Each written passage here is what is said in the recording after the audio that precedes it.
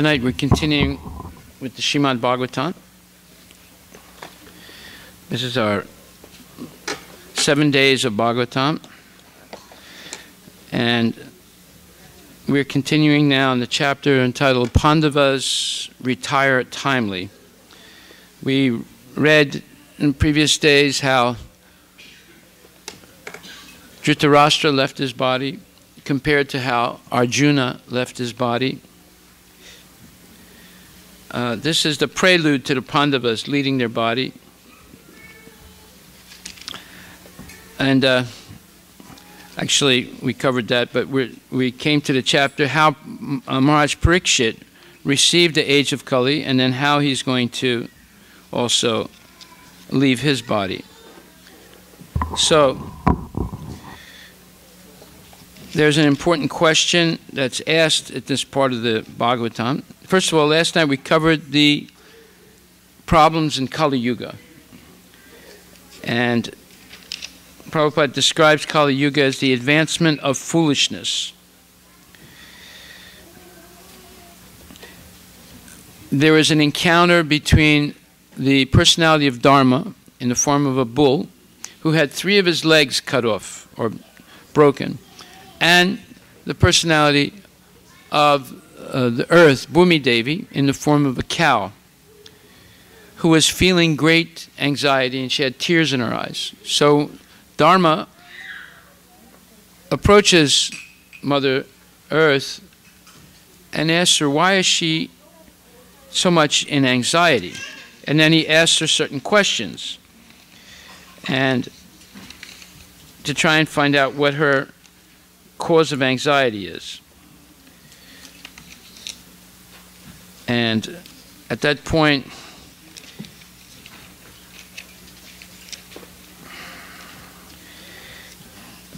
he tries to understand what is the root cause of her anxiety. He says, Mother, you are the reservoir of all riches. Please inform me of the root cause of your tribulations by which you have been reduced to such a weak state. I think that the powerful influence of time, which conquers the most powerful, must have forcibly taken away all your fortune, which was adored even by the demigods. So, by the grace of Krishna, each and every planet of the universe is fully equipped with everything that's necessary for supplying the needs of the living entities. And there are living entities on every planet, contrary to what the scientists and astronomers say. But when the Lord descends on the earth, the whole earth becomes so enriched with all kinds of opulences that even the demigods, the devatas, want to come here and be part of it. But by the will of the Lord, the whole earth can at once be changed. He can do and undo a thing by his sweet will. Therefore, no one should consider himself to be self-sufficient or independent of the Lord. So in this country, there's a big thing about, maintaining the economy and opulence of this country and dominance of this country. You don't do that with material plans. You do that by inviting Krishna in our lives. If Krishna comes, then everything becomes opulent and peaceful and lovely. And if Krishna is not present, then everything is ruined. So the earthly deity in the form of the cow thus answered the bull, or who was the representative or the personality of religious principles in the form of the bull. And she said, O Dharma, whatever you have inquired from me shall be known to you. I shall try to reply to all those questions.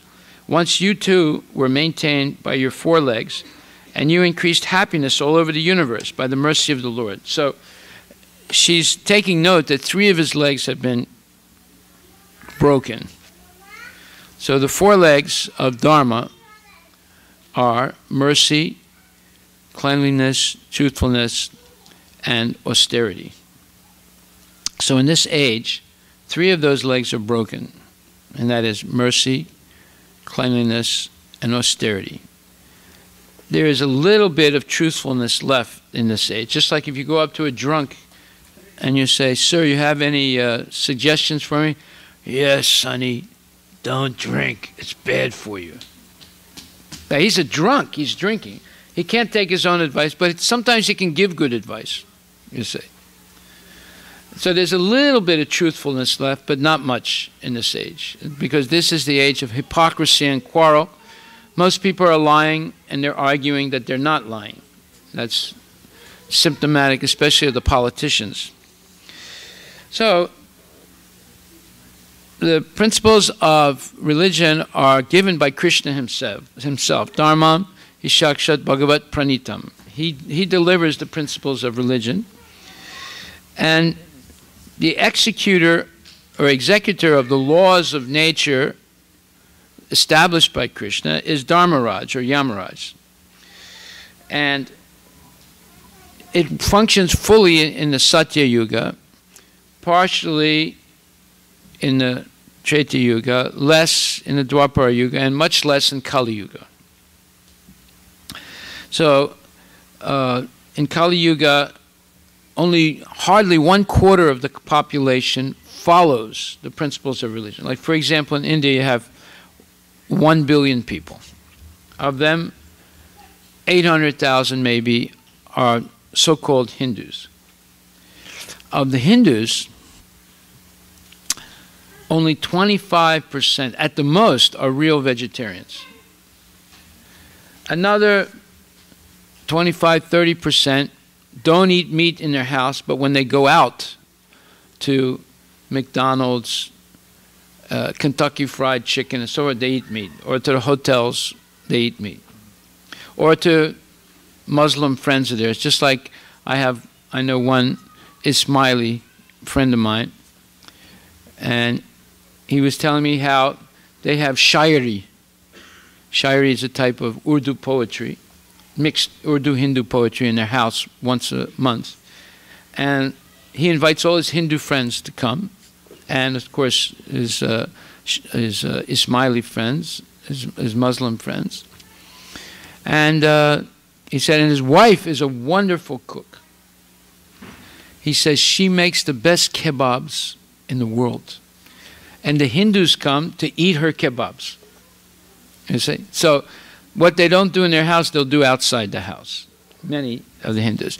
And then the rest of them, 30–40%, are outright meat eaters. They don't care house, hotel, anywhere. They eat meat.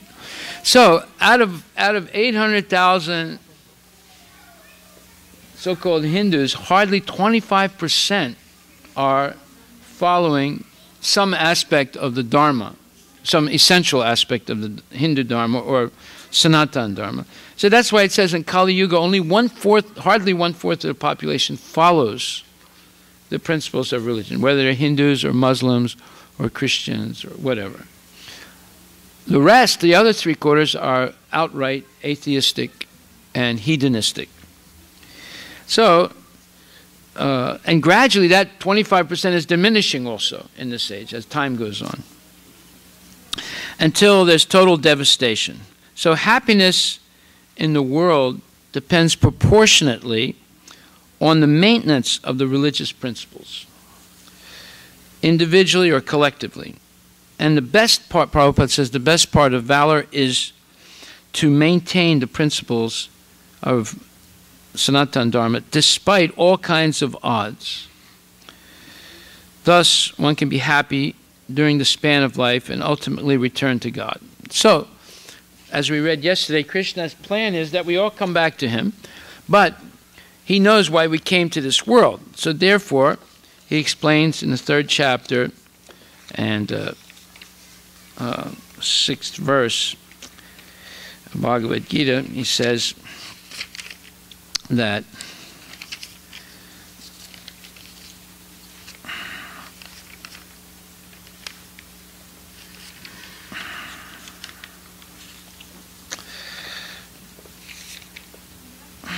in the beginning of creation, the Lord of the universe sent forth generations of men and demigods, along with sacrifices for Lord Vishnu, and blessed them by saying, "Be thou happy by this yajna," or sacrifice, because its performance will bestow upon you everything desirable. And Prabhupada explains, the Lord created this material world to enable the conditioned souls to learn how to perform yagyas, sacrifices, for the satisfaction of Lord Vishnu. And of course, in this age of Kali, the only sacrifice that one can do correctly is Sankirtan Yagya. Hare Nama, Hare Nama, Hare Nama, Eva Kevalam, Kalo Nasteva, Nasteva, Nasteva, Gatiranyata. In this age of Kali, there's no other way, there's no other way, there's no other way to please the Lord than by the congregational chanting of His holy names. So, we can try other yagyas, but unfortunately there are no really qualified brahmanas to do them properly. But the Sankirtan Yaga is a special concession for the people of the age of Kali who don't have much time, who are not super interested in spiritual life, who might not be very intelligent, who are misfortunate always, and who are troubled all the time by social, economic, and other problems. Therefore, a very easy means of attaining love of God is given, that is chanting, dancing, and feasting to please Krishna. Chanting the name of Krishna. We don't chant marijuana, we chant Hare Krishna. Some people chant marijuana. Of course, they don't get any result from that other than getting more confused. But by chanting Hare Krishna, one makes a lot of spiritual advancement, and all of this is for the satisfaction of the Lord, not for personal material benefit, but for the satisfaction of the Lord. Because the Lord is a person, we are persons. So if we want something, let's say we ask a friend, can you bring me a glass of warm milk? And he brings you a cold Coke. And you say, well, I didn't want a Coca-Cola, I want milk. You say, well, you should be satisfied with whatever I bring. Now, does that sound reasonable? So Krishna is a person. You can't just offer him anything. You have to offer him those things that he wants. And that's a sign of dedication, of love, of decent behavior. So we chant, we dance, we do everything for the pleasure of Krishna according to his taste, not our taste. So that while in the material world, Krishna has made the arrangement that we can live very comfortably without anxiety, and after finishing the present material body, we can enter into the kingdom of God. That's the whole program for the conditioned soul. So that by this performance of Jagya, the conditioned soul gradually becomes Krishna conscious and becomes godly in all respects. So in this age of Kali, as we said, the Sankirtan Yagya, or the chanting of the names of God, is recommended by the Vedic literature, as we quoted that verse. And this transcendental system was introduced by Lord Sri Chaitanya Mahaprabhu for the deliverance of all men in this age. So Sankirtan Yagya and Krishna consciousness go very nicely together. It's easy to perform, and it's a sublime process, and it's recommended in the Bhagavad Gita also. Satatam kirtayantumam jitantascha dritavata namasyantascha man bhaktya nityayukta upasate. 9th chapter, 14th verse, Krishna says that his devotees are always chanting the glories of the Lord, and they are endeavoring with great determination, serving the Lord according to his desire, and they are bowing down before the Lord. These great souls perpetually worship the Lord with devotion.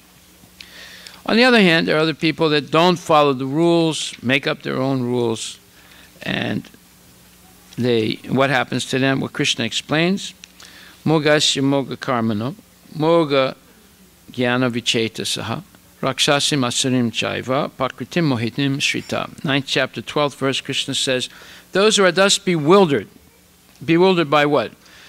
Bogaishvarya prasaktanam tayaparata chetasam vyavasayatmaka buddhir samadana vidyate. They're bewildered by boga and aishwarya. Boga means sense gratification, and aishwarya means opulence. So they are always buying magazines. Those magazines you see at the checkout counter at the Safeway. You can find out all the rubbish things that movie stars do, right? They all have these nice pictures, and so-and-so is getting a divorce. They were seen with so-and-so in this bar. As if we care about that. But obviously somebody cares about it, because they wouldn't sell the magazine there. They wouldn't have it year after year. Have you seen the magazines disappear? I've seen those magazines for 20 years. And every week it's the same rubbish. But somebody's buying it, otherwise they wouldn't put it there, right? It's right at the checkout counter. And everybody looks at them because, you can't help but to look at them, So I'm always amazed when I see someone take one. They take it real fast and give it to the checkout lady and put it in the bag real fast so no one sees, It's all rubbish. It's complete rubbish. But yet people buy it because they all want to know what's the latest dirt on this person. So this bewilderment causes people to be attracted by demoniac and atheistic views. And in that deluded condition, their hopes for liberation, their fruitive activities, their selfish activities, and their culture of knowledge are all defeated. So Prabhupada says there are many devotees who assume themselves to be in Krishna consciousness and devotional service, but at heart do not accept the Supreme Personality of Godhead, Krishna, as the absolute truth. For them, the fruit of devotional service, meaning going back to Godhead, will never be tasted. Now, going back to Godhead, let's understand what that means. It's like this. Imagine that you're sitting here and we bring in 50 tarps from Home Depot. You know what a tarp is, right? Big plastic, like a big plastic piece used to put on the floor for painting or all kinds of different uses. And we wrap you up. You're sitting here, but we wrap you up in 50 tarps and tie you. Now you're still sitting here, but you can't hear, you can't see. You haven't left. You're still here, but you can't participate in anything. That's called being bewildered. So, what do you see? You see nothing. You see darkness, right? So, that's our condition in the material world. Krishna is everywhere in this world. He's everywhere. He's in every atom, in the heart of every living entity. He's everywhere. He's making everything work. We don't see anything. You see him? You see him everywhere? You see him in the rug? You see him in the microphone? No, we don't see anything. We're wrapped up in 50, 100, 10,000 tarps. Our vision is completely blinded. What do we see? We see dreamlike images. Most people do not actually live in life. They live in the mind. We actually live very little in life. If you actually think about it, how much are we interacting with the world? Very little. Most of the time we're in little spaces, like a car, like 6 cubic feet, that's it. Maybe not even 6, 3 cubic feet. In a cubicle at an office, maybe 100, 120 square feet. In our bedroom, how big is the bedroom? It's not that big, maybe 400 square feet. In the kitchen, how big is the kitchen? So our time-space module is extremely limited. And then most of the time we're in here. We're not even out there. We're in here. We're thinking, someone's saying, well, Bill was at the club today, and you're not thinking about Bill. You're thinking about what's happening in my 401k. What's happening? The price of my house. Am I going to get laid off? What am I going to do tonight? What am I going to eat? You're in here and thinking about extremely mundane things. So our perception of the world is very, very limited. In fact, it's null. We don't actually see the world. We see images of it, imperfect images of it in the brain. Now, what are we going to do about this? Well, when we come to Bhagavad Gita and Srimad Bhagavatam class, what happens is our internal workings of consciousness expands all of a sudden. By hearing these things, it starts to expand. It get out of this little, very confined space of the brain, of the mind. It starts to expand. You hear about Upendra, Vamana. Vamana Dev's a little dwarf, not even 2 feet high. But yet he stretched his leg, first with one step, half of the universe. Then he stretched his other leg beyond the universe. He stretched it beyond the universe, cracked the universe, and some drops of the causal ocean came in, which became the Ganga. Now, have you ever seen a dwarf stretch his leg like that? No. But Krishna did it. Then Krishna lifts Govardhan mountain with one little pinky. Then he kills Trinivata. Trinivata is a tornado. You ever see a tornado come toward you? I hope you never do. You can listen to the descriptions. People, you know, in the Midwest, their house, their whole house was taken away. Right? Sometimes it takes the people away too and kills them. It's extremely dangerous. So this huge tornado came to Vrindavan, took Krishna away. Krishna went all the way up, you know, in the vortex of the tornado, and it was a demon named Trinivata. Just like when there's a hurricane, they say, Hurricane Katrina, Hurricane Charles, Hurricane Albert. They give them names because they are people. You see, anything that expands is alive, or contracts is alive. There are certain rocks. Why do they worship certain rocks in India? Because they're alive. They're expanding every year, or contracting. Mountains increase and decrease. Mountains are also people. In fact, before the Ramayana, mountains could fly through the air. Imagine how dangerous that is. If Mount Rainier suddenly went up in the air, started flying over Seattle, you would be freaked out because, you know, rocks would fall off. It's extremely dangerous. So they were cursed in the time of the Ramayana that they can never fly again. But they're persons. Certain clouds are persons. So we don't see that. That's called animism.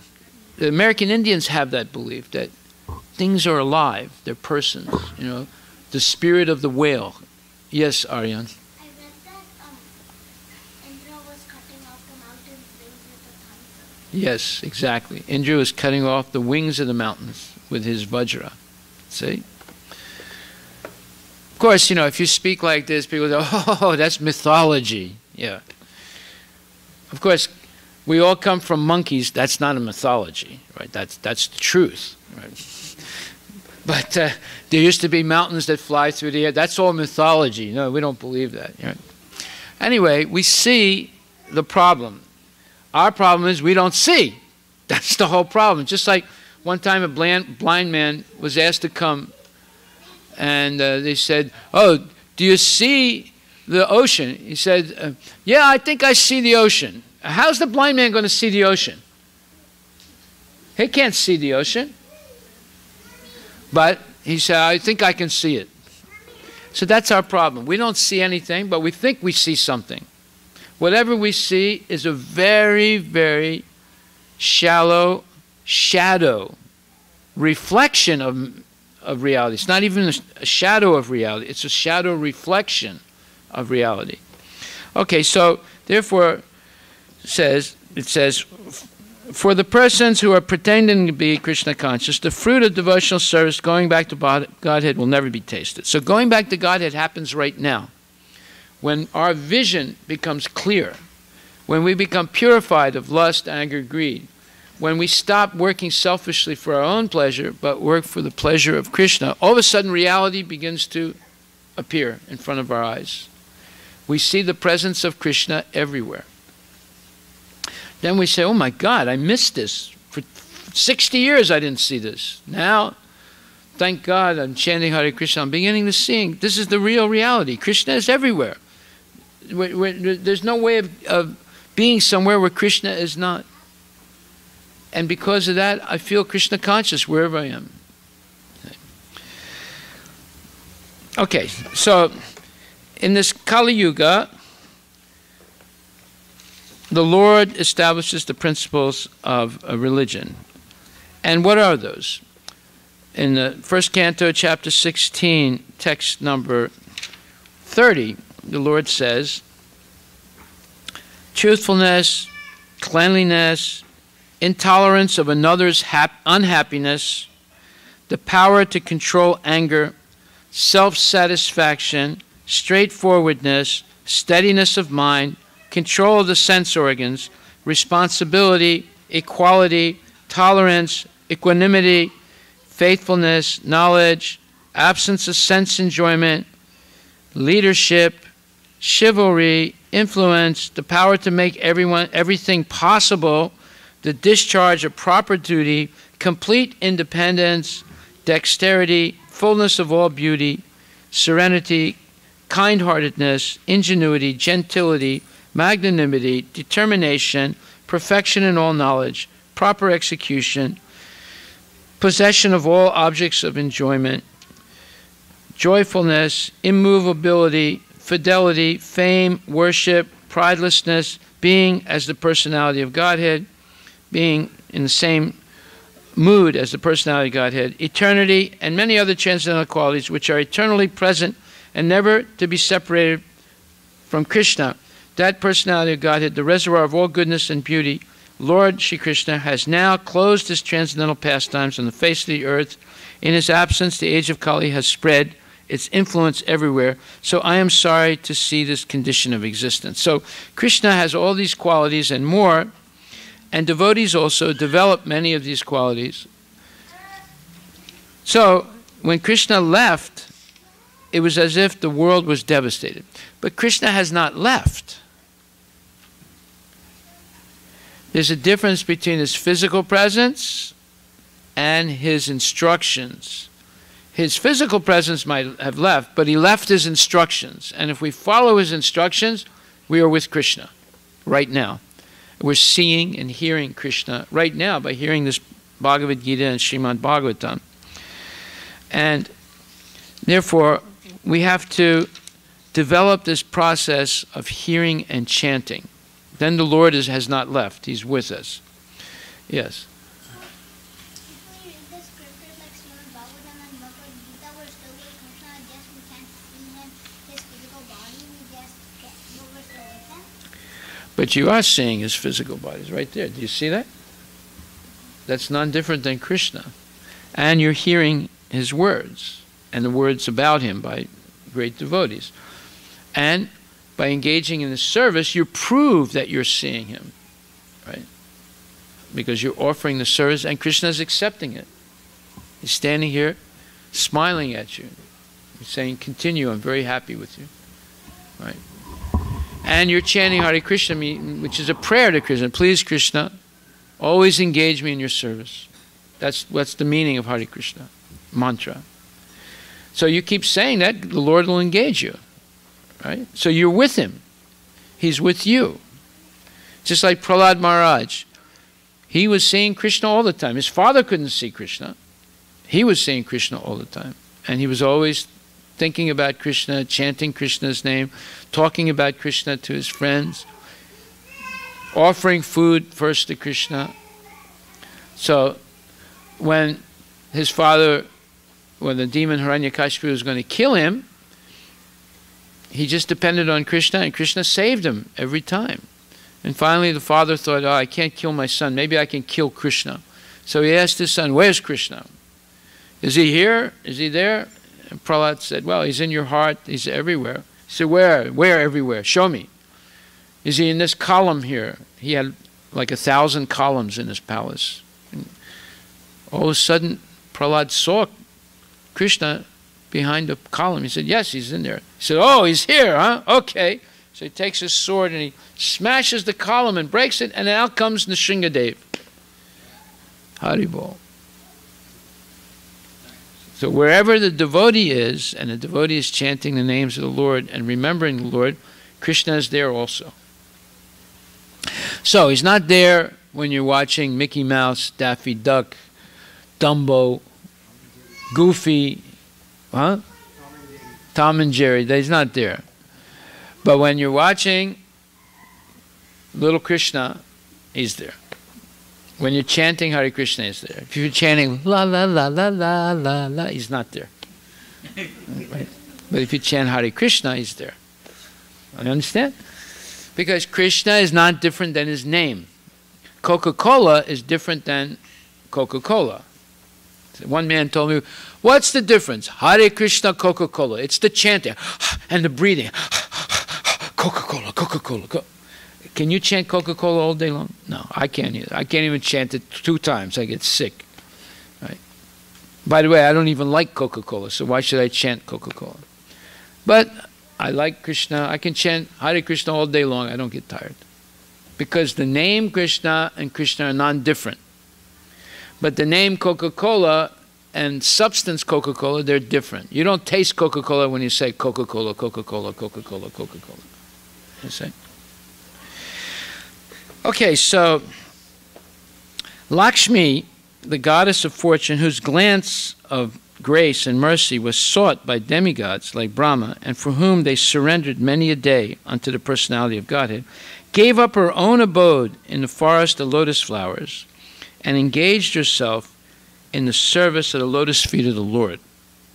I was endowed with specific powers to supersede the fortune of all the 3 planetary systems by being decorated with the impression of the flag, thunderbolt, elephant, driving, rod, and lotus flower, which are signs of the lotus feet of the Lord. But at the end, when I felt I was so fortunate, the Lord left me. So this is a history about Lakshmi Devi, and we're going to read about that.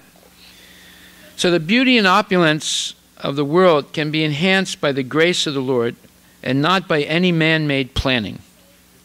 When Lord Shri Krishna was present on this earth, the impressions of the special signs of his lotus feet were stamped on the dust in Vrindavan. And as a result of this specific grace, the whole world was made as perfect as possible. In other words, the rivers, the seas, the forests, the hills, and the mines, which are the supplying agents for the necessities of man and animals, were fully discharging their respective duties. In other words, the sea was unfurling pearls. The mountains were unfurling gold and silver and precious stones.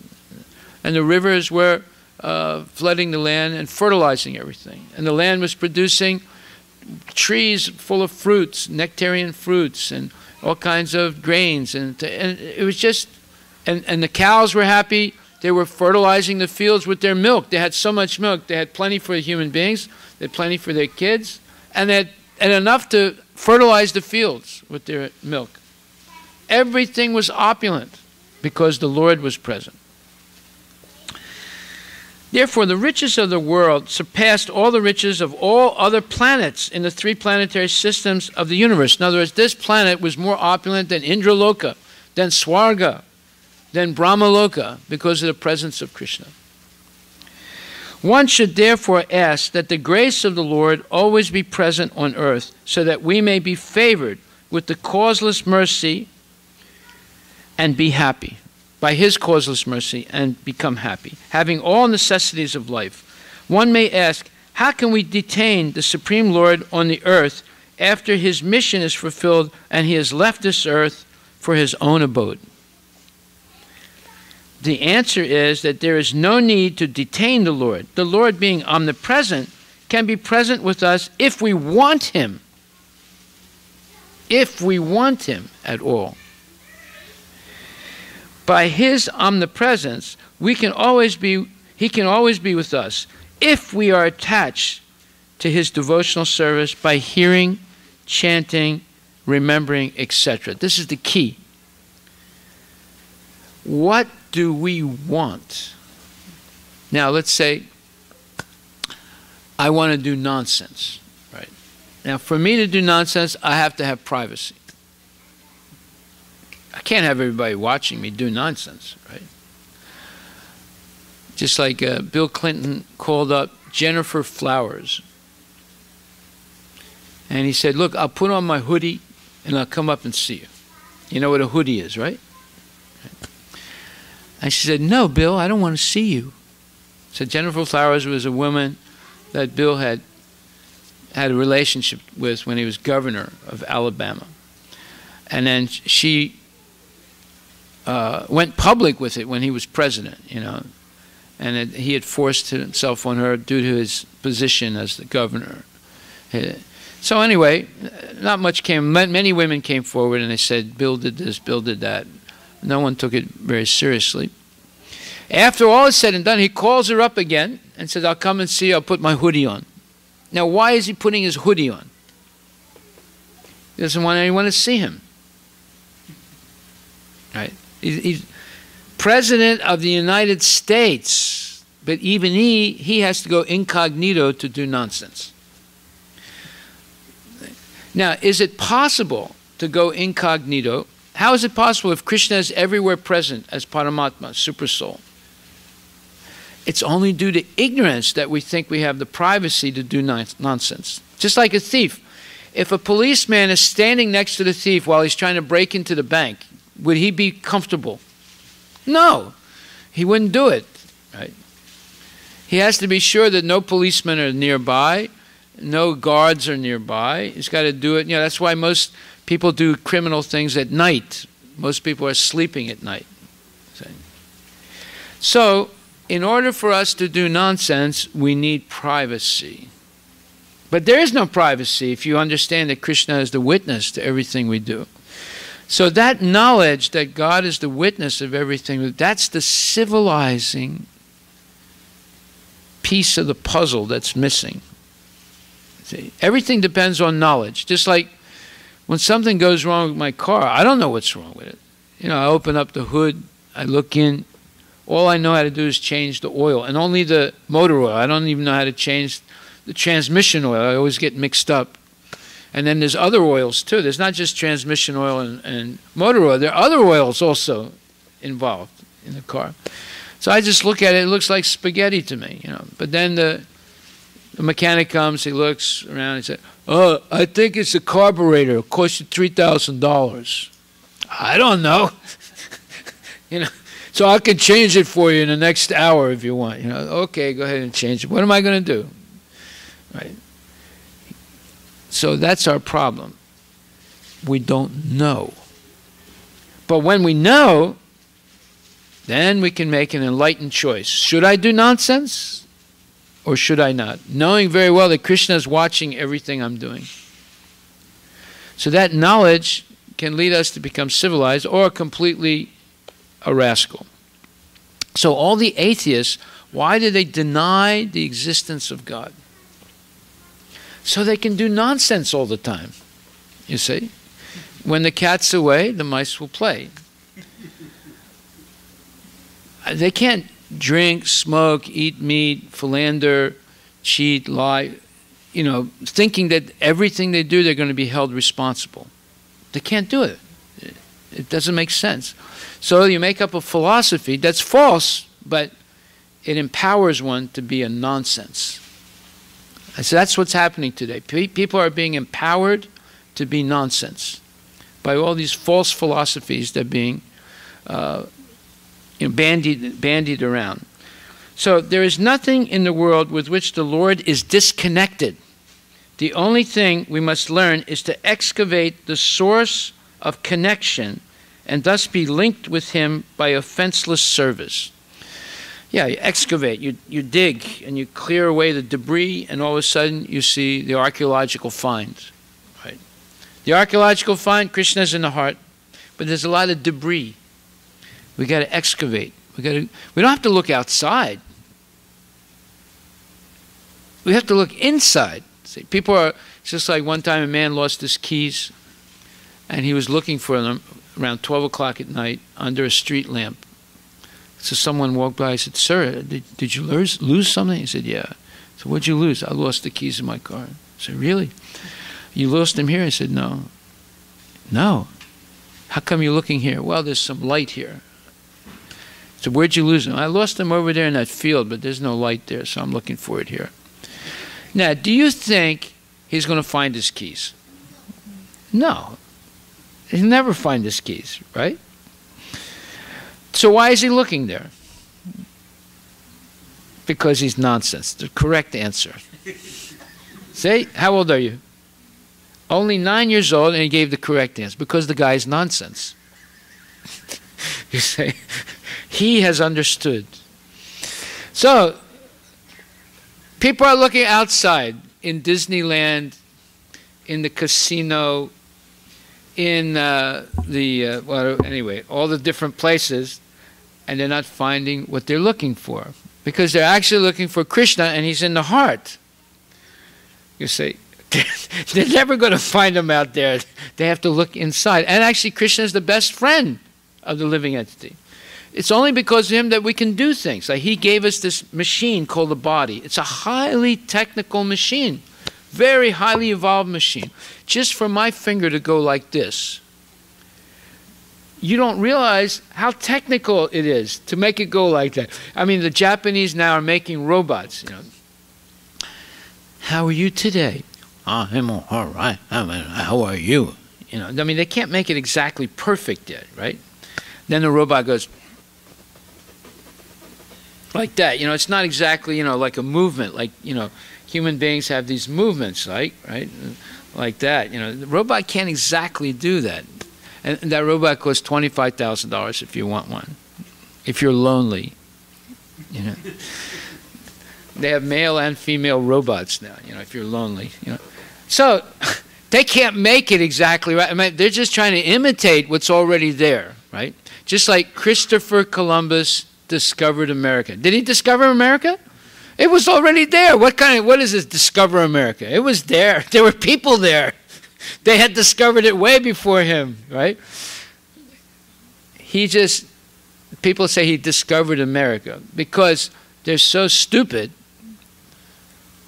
They didn't know America. All they had to do is read the Bhagavatam or Ramayana. The description of all the different islands of the world are described in detail over 5,000 years ago. All he had to do was read the Bhagavatam. He would have known America is there. But they take credit for discovering what's already there, right? Just like you can name a star after your name. It only costs, what is it, $101. Now that is the dumbest thing I ever heard. It destroys itself. No, it does. Well, anyway, are you ever going to go there? No. So why would you want to name it after you?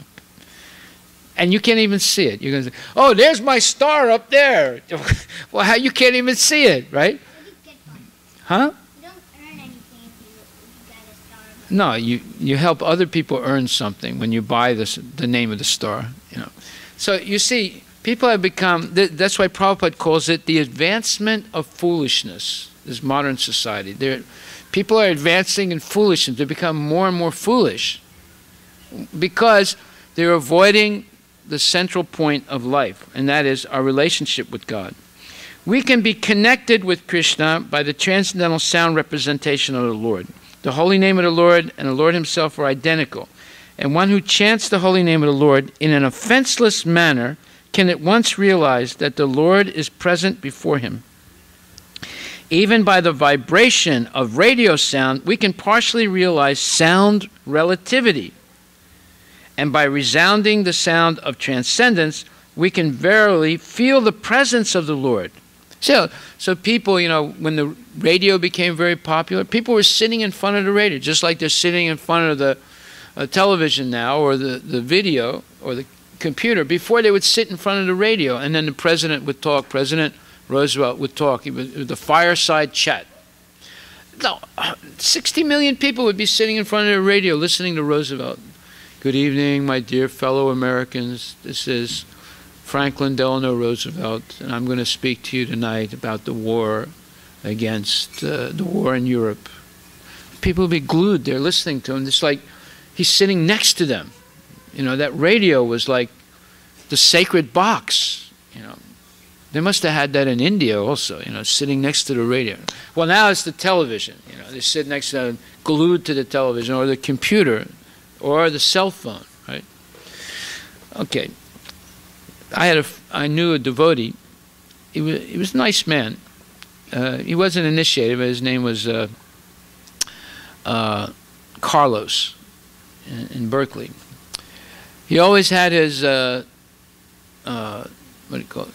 Earphones on, listening to music, and he had his skateboard. So I said to Carlos, Carlos, don't you think, it's a stupid thing going around like that all day long? Oh, no. Sometimes I listen to Prabhupada. I said, you listen to Prabhupada? But, it's dangerous also. No, I'm an expert. I can skateboard. I can go up. I can come down. I can go sideways. I can go every direction. You know what happened to Carlos? He got run over by a bus. He was listening on his earphones, going down the street in San Francisco, and hip-hopping on his skateboard. He got run over by a bus. See, I tried to talk sense into him. It was impossible. He had this instrument. See, all these instruments are instruments of sense gratification. The iPhone, the iTunes, the iPad, the Looney Tunes. They're all instruments that increase sense gratification. It's a companion. People are lonely, so they have this companionship through this instrument. Well, why take the imitation when you can have the real thing, the real companion? Krishna is in your heart. Why not come up to the higher technology? Say, this is a binary technology. Krishna is monary technology. It's the technology of the 21st century. Binary technology means 10, 10, 10, 10, 10, 10, 10, 10, 10, 10. Monary technology is Om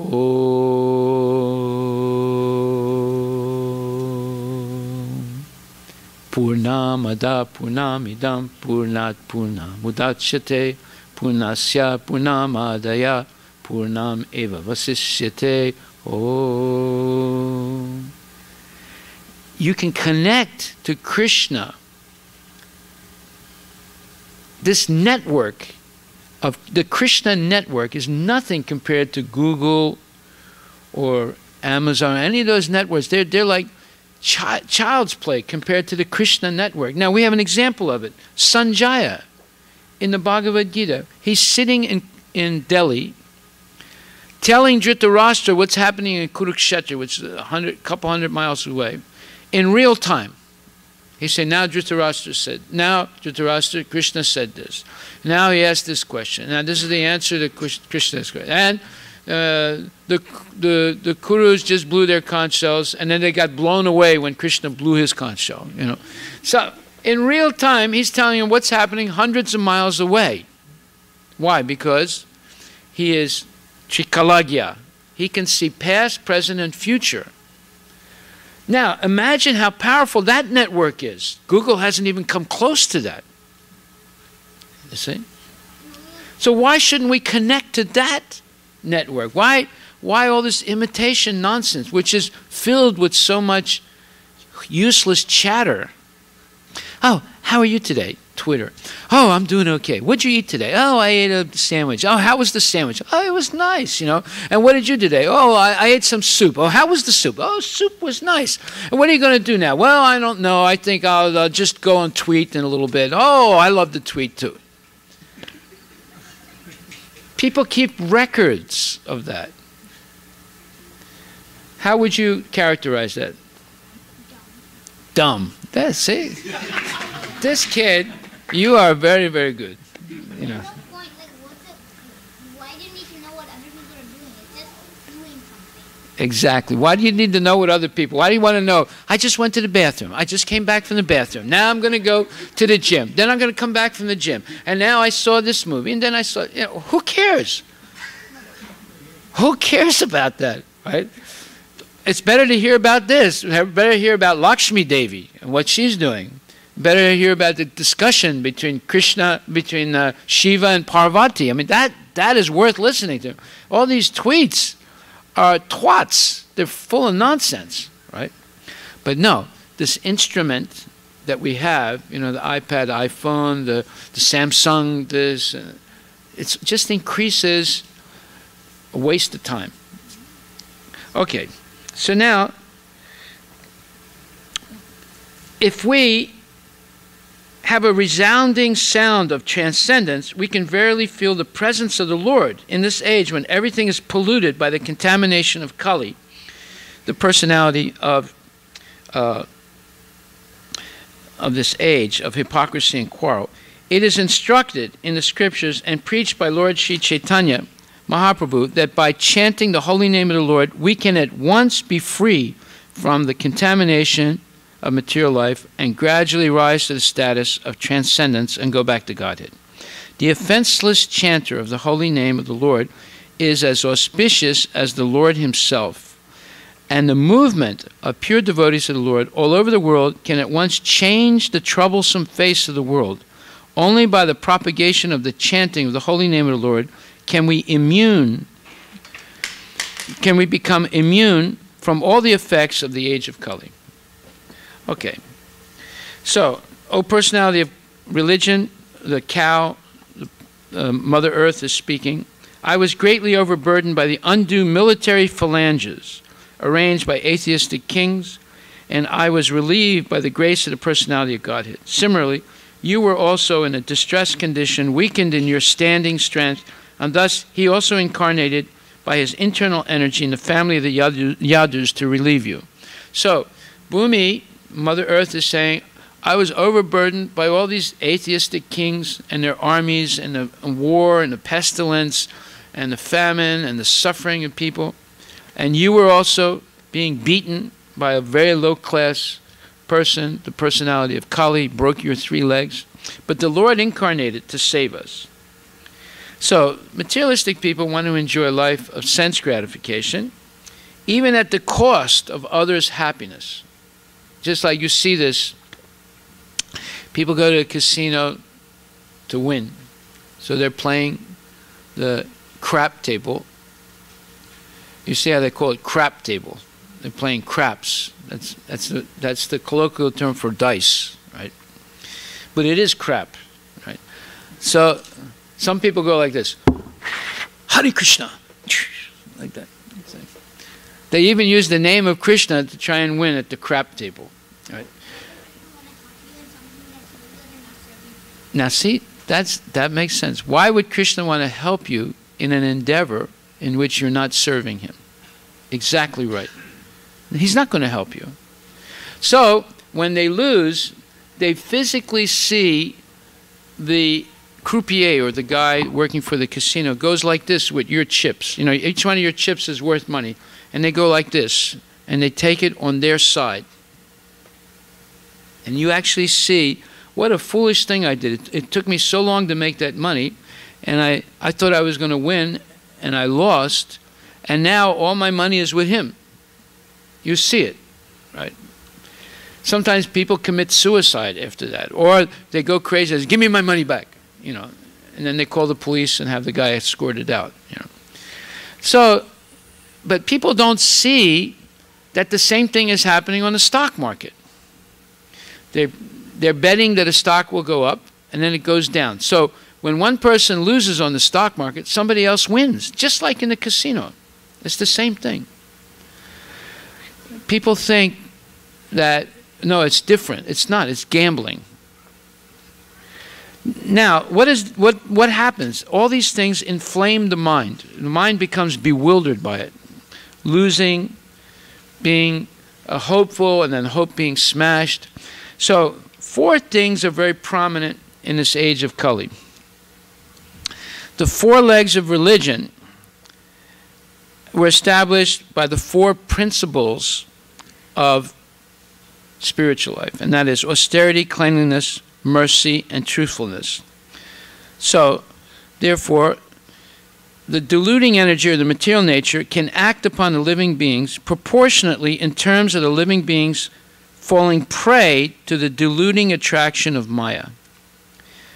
Moths are captivated by the glaring brightness of light, and thus they become prey to the fire. Similarly, the deluding energy is always captivating the conditioned souls to become prey to the fire of delusion. And the Vedic scriptures warn the conditioned souls not to become prey to delusion, but to get rid of it. The Vedas warn us to go not to the darkness of ignorance, but to the progressive path of light, the Lord himself also warns that the deluding power of material energy is too powerful to overcome, but one who completely surrenders unto the Lord can easily do so. But to surrender unto the lotus feet of the Lord is also not very easy. Such surrender is possible by persons who practice austerity, cleanliness, mercy, and truthfulness. Now, these are the 4 principles called the universal principles of spirituality: austerity, cleanliness, truthfulness, and mercy. Any religion can be judged by the content of these 4 universal principles. And when a religion contains them or practices them completely, that is called parodharma, superior practice of spirituality. But to surrender unto the lotus feet of the Lord is not easy. These 4 principles of advanced civilization were remarkable features in the age of Satya Yuga. In that age, every human being was practically a qualified Brahmana of the highest order, and in the social orders of life, they were all Paramahansas, or the topmost in the renounced order. By cultural standing, the human beings were not at all subjected to the deluding energy. Such strong persons of character were competent enough to get away from the clutches of illusion or Maya. But gradually, as the basic principles of Brahminical culture, namely austerity, cleanliness, mercy, and truthfulness, became curtailed by proportionate development of pride, attachment for women and sense gratification, and intoxication, the path of salvation, or the path of transcendental bliss, retreated far, far away from human society. So, these 4 principles are destroyed by 4 pillars of sinful life, and that is intoxication, meat eating, gambling and speculation, philosophical speculation and business speculation, and illicit connections outside of marriage. These 4 things destroy. Illicit connections destroy cleanliness. Intoxication destroys mercifulness. And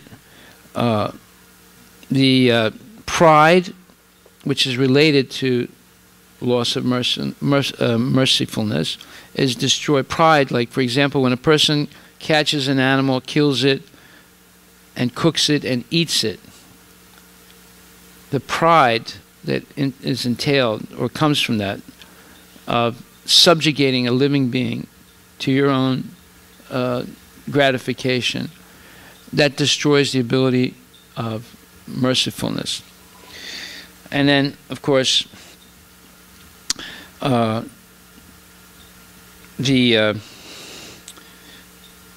truthfulness is destroyed by gambling and philosophical speculation. Okay? So with the progression of the age of Kali, people are becoming very proud and attached to sense gratification and intoxication. By the influence of the age of Kali, even a pauper is proud of his penny, and women are always dressed in an overly attractive fashion to victimize the minds of men. And men promote all kinds of breakdown of family and responsibility. Just like today, close to 50% of families are minus a father. The kids are being brought up just by the mother. So it's a very, very dangerous situation for society.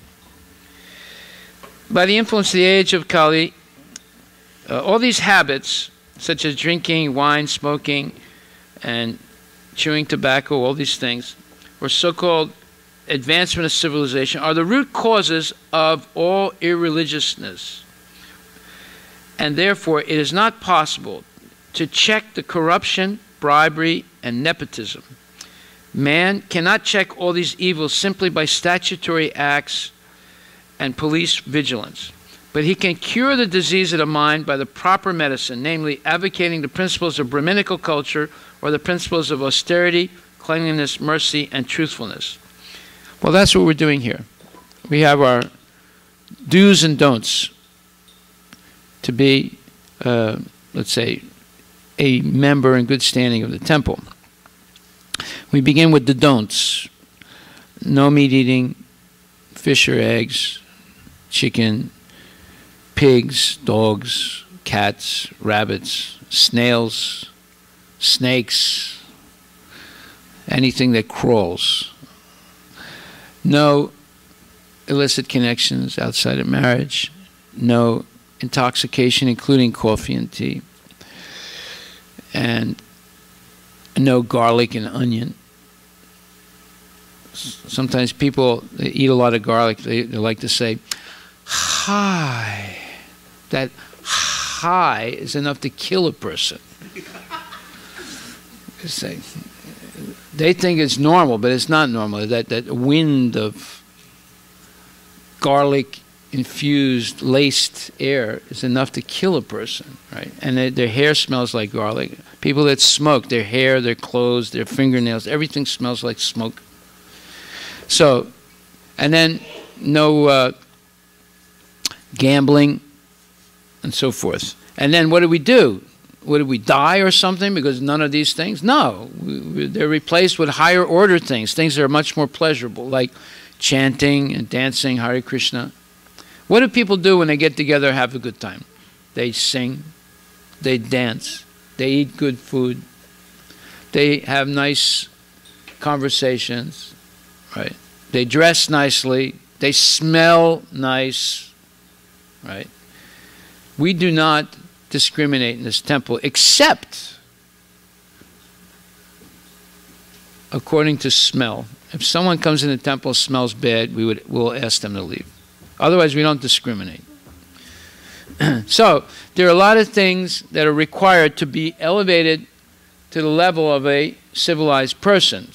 So chanting Hare Krishna, listening to these wonderful nectarian scriptures, and eating only sanctified food that's been offered first to Krishna, and engaging the body and the mind in practical, time-sensitive service, meant to please the Lord, not meant to please ourselves, meant to please the Lord.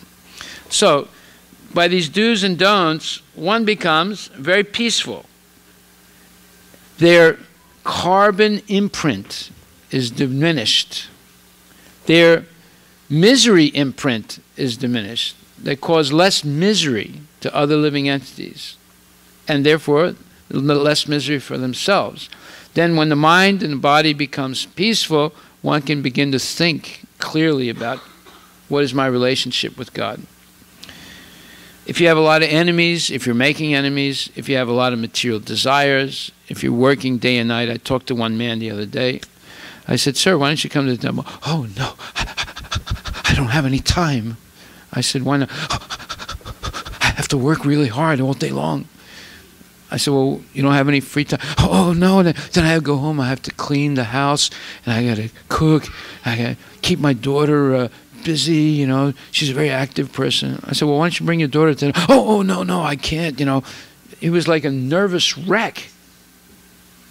Right? I said, what kind of life is that? Oh, I don't know. I don't know anything else. I say, what kind of life is that? That doesn't make sense, does it? To be so nervous and uptight and scared and busy that you have no time at all for Krishna. So, therefore, one can make time. Modern civilization and economic development are creating a new situation of poverty and scarcity, with the result of the blackmailing the consumers' commodities. If the leaders and the rich men of the society spend 50% of their accumulated wealth mercifully for the misled mass of people and educate them in God consciousness, the knowledge of Bhagavatam, certainly the age of Kali will be defeated in its attempt to entrap the conditioned souls. We must always remember that false pride or too high an estimation of one's own values of life, undue attachment to sense gratification or association with persons who are addicted to sense gratification and intoxication will divert human civilization from the path of peace, however much the people clamor for peace in the world. The preaching of the Bhagavatam principles will automatically render all persons austere, clean, both inside and outside, merciful to the suffering, and truthful in daily behavior. That is the way of correcting the flaws of human society, which are very prominently exhibited at the present moment. Now here's a plan. See, nobody has a plan like this. Their plans are, oh, we have to do this, you have to do that, but then they don't work. This is a plan that would actually work to elevate the consciousness of society, make people peaceful, give them a chance to have sustained happiness, reduce envy in the society. Just like, the politics today is envy of the rich, the politics of envy of the rich. The rich have too much money. Well, yes, that's true. But what's the best way to use the money? Take the money from them and give out more food stamps so people can go to Fred Meyer or to Walmart and buy more meat? No, that's not the way. See, money is not the solution. There's plenty of money. Money is not the solution. What's the solution is Krishna consciousness, understanding our relationship with God, living by the mercy of God, not living by the mercy of social welfare, living by the mercy of God. So then it says, the cow is speaking to the bull, and she's saying, you are standing on one leg, which is your truthfulness, and you are somehow or other hobbling along, but quarrel personified, Kali, flourishing by deceit, is also trying to destroy that leg. That's the problem. Now, usually in life, women are more truthful than men. Is that true or not? What do you think? I would say about practical things, yes. They don't want to maintain hypocrisy. Just like, some man is married, but he's got a secret lover. And the secret lover said, well, why don't you just tell your wife? Oh, no, I can't do that. You see. So what happened to Tiger Woods, right? He had so many secret girlfriends, right? And when the news came out, all the girlfriends got on the television shows and everything. Oh, the tiger's like this, the tiger's like that. We told him not to do this, but he didn't really love his wife. I mean, it was embarrassing. Here's a big hero. He turns out to be a rascal. Right. Again, leading a double life. Elliot Spitzer. We can go down a list. There's hundreds of big people. They were living a lie. And all their wife wanted was just be honest. Don't try and fool me. Don't try and fool yourself. Don't try and fool the public. Just be honest. So women are usually more realistic in practical things than men. Why? Well, two reasons. One is they're not afraid to say what they want, whereas men are usually afraid to say what they want. So how can we correct this? Well, and everyone becomes honest about one thing, that the goal of life is to understand our relationship with God. Then we're all on the same page. Just like concentric circles around one point. There's no intersection. Therefore, they're all harmonious. But if there are circles around different points, at certain times they intersect. And when they intersect, there's going to be disruption and argument. So unless we have one goal in life, and we all work for that one goal, then whether you achieve that goal or I achieve that goal, we're both happy, because the goal is one.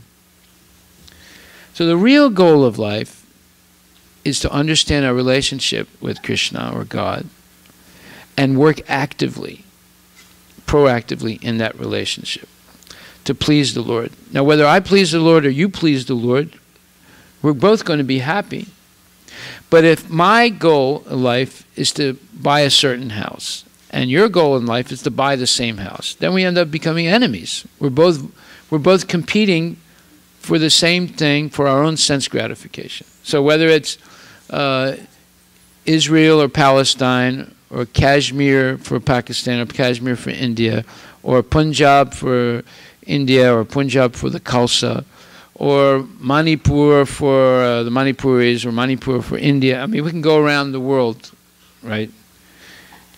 People want the same thing for different reasons, and they're willing to kill each other for it. But if we all want the same thing for the pleasure of Krishna, then whether you supply it to Krishna or I supply it to Krishna, we're both happy. Because the goal is to please the Lord. And that's equally valid in a family, in the relationship of husband and wife, or in a country, or in the whole world. But unless people can understand that, this fighting, this bickering, this enemyship will never be finished. Okay, so this explanation of the age of Kali, the mother has to grab the child. This explanation of age of Kali is very detailed. We'll finish it up with the explanation of how this age started. This age started after Krishna left, and it progressed by hoarding of gold, by establishing the gold standard. Wherever gold is hoarded, the four principles of sinful activity, illicit connections outside of marriage, meat eating, intoxication, and gambling, proliferate. So the gold standard is actually an evil thing. It promotes cheating. There's never enough gold to cover all the currency that's made, because people have, governments and people always have unending tastes and desires. So the tendency to cheat is there. That's the beginning of Kali Yuga. From that, the other sinful activities begin to proliferate. So what's the solution? Well, from the economic point of view, the solution is not the gold standard, but to use gold currency or something as currency that's not hoarded, that has an intrinsic value of itself. Then the exchanges in society take place with very little cheating. Of course, some people will mint gold. It won't be 24-karat gold. It'll end up being, 1-karat gold, So, but you can test it right on the spot. But you can't test how much gold is in Fort Knox. And anyway, in the 1970s, America stopped the gold standard and went on what's called the fiat currency standard. In other words, because they knew it was cheating. They could never have enough gold to cover all the needs for spending that the government has. So what did they do? They said, well, we're going to stop the gold standard. We'll let the public buy gold from now on. And we'll go on the fiat system. Fiat system means money, paper money itself is the standard. As long as you trust the United States, they have the dollar bill, it says, in God we trust. So as long as you trust the United States and you're willing to buy used dollars, then that backs up the currency. It's not based on gold. It's not based on agricultural production or anything. It's just based on faith. Right? Like, for example, if Microsoft told its employees, you should have faith that the IOUs we're going to give you from now on, that are payable 25 years from now, will be valid. Would you work for them? They don't give you money. They give you an IOU that's payable 25 years from now. And instead of paying you $100,000 a year, they pay you $1 million a year. But collectible 25 years from now. Would you work for them? No, you'd be crazy. Right? Well, this is what's happening today. Basically, that dollar bill is not a real dollar bill. It's an IOU. And it doesn't have any real intrinsic value. It's not backed up by anything. It's only backed up by your willingness to accept it and your willingness to pay taxes, to pay interest on more money that's printed, on the money that's printed. In other words, the Federal Reserve prints money and they loan it out to banks, and then the banks circulate the money, loan it out or whatever, and you get a hold of some money, and then you can buy some things with it, because everyone has faith that the money has value. But if you lost the faith in the money, it would lose its value. It's not that it's backed up by anything. The only reason it keeps going is because the United States is able to pay interest to the Federal Reserve on the money that they borrow, either from the Federal Reserve or from the Chinese or who knows who. And the only way they can pay interest is by collecting taxes. Therefore, you're hearing this mantra, taxes have to go up, taxes have to go up, taxes have to go up, taxes have to go up. Why is that? Because they're not bringing in enough income tax money to pay for the interest.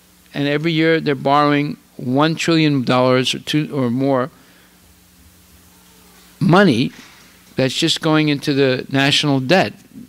If they could pay the interest on it, well, it doesn't matter that they're borrowing, as long as they can pay interest. That's the whole point. See, now you and I can't live like that. We would be put into bankruptcy long ago. But the government can do that because they can borrow or print money to cover, you know, the interest. And they can collect taxes. They come up with a gun like this to your head. Now, you're not allowed to point a gun at them, but they can point a gun at you and say, give me the money.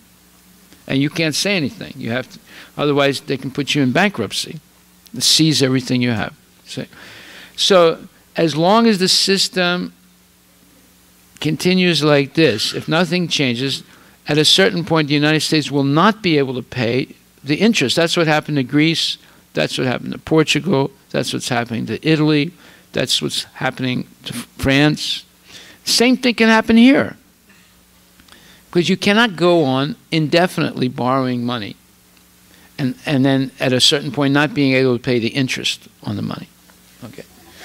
Okay, now, not to give you a hopeless situation, not to make you depressed, but the point is there's a solution to all this. The solution begins individually. It doesn't begin collectively. It begins individually. Like, for example, if you make $1 and you only spend 50 cents, well, you will not go into debt. Right? But if you earn $1 and you spend $10 and borrow the $9 extra, then you will be devastated. So how can we earn $1 and only spend 50 cents or 25 cents? Well, the only way you can do that is diminishing your material needs to a minimum. How can you do that? By increasing your spiritual engagement proportionately to the decrease in material needs. Then you don't feel the pinch. But if you just sit there in a barren house with the heat off in the middle of winter and say, Harivilas said I have to decrease, you know, so I can save money. No, that doesn't work. You don't do something worse to replace something that was better. You can only replace something worse by something better.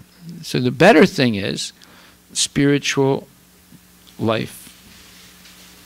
Chanting, dancing, feasting, learning philosophy, learning how to sing, learning how to dress the deities, learning how to make flower garlands, learning how to dance nicely, learning how to speak nicely, learning all these arts. There's 64 arts required to please Krishna. Huh?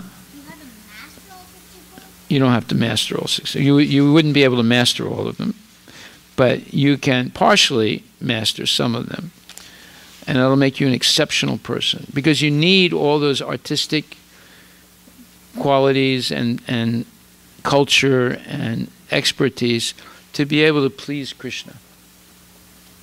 Just like Radharani, she knows 16,000 ragas. Raga is do, re, mi, fa, sol, la, si, do, right? So she knows 16,000 different ways of saying that, so that she can chant beautiful poetry with the proper musical intonation so that Krishna will be pleased. Now, the greatest singers in the world today hardly know 100 ragas. Hardly. She knows 16,000. And she also knows how to make over 16,000 different preparations of food for Krishna. And 16,000 ways of dressing for Krishna. 16,000 ways of making fruit salad for Krishna. Okay? So, she's an expert in all these arts. How does she develop that expert? By love. Love is the strongest force in the world. Stronger than tanks, stronger than machine guns, stronger than Arnold Schwarzenegger. Love is the strongest force in the world. So when we develop our love, then magical, wonderful things happen. Our love for Krishna, then magical, wonderful things happen. The world suddenly transforms from a hostile place to a friendly place. Okay, so we're going to stop right there and we're going to finish this first canto tomorrow, right near the end. We're discussing this age of Kali, the problems and the solutions. The problems and the solutions. The trouble is, we've heard about the solutions before, but we don't actually see how it practically works. It's partially worked for us, but we don't see how it practically works as an all-inclusive panacea for the problems of material life. But we're going to get closer and closer to understanding that, especially tomorrow night. So thank you very much. All glories to Srila Prabhupada. Hare Krishna.